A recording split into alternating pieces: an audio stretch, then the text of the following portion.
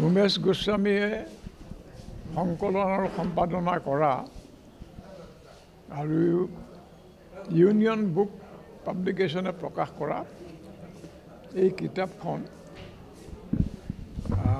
মোৰ কাৰণে এটা ভাল প্ৰাপ্তি। মই এইটো উপহাৰ হিচাপে পাই পেলাই মোৰ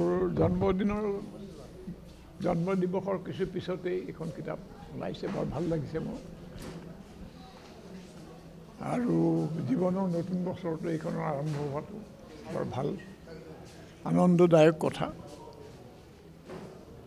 আৰু ইয়াত মানে লেখকসকলে মই যি বুজিছোঁ, কেৱল প্ৰশস্তি নাগাই পেলাই মোৰ এটা মূল্যায়নৰ চেষ্টা কৰিছোঁ।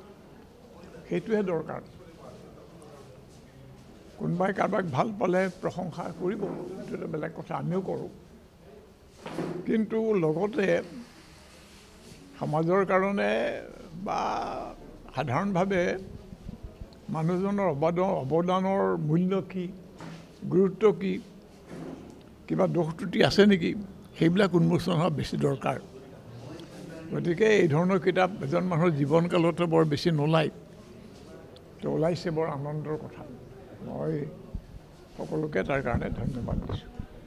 আৰু তোমালোকে যদি প্ৰকাশ কৰা এই কথাখিনি আৰু ধন্যবাদ দিম।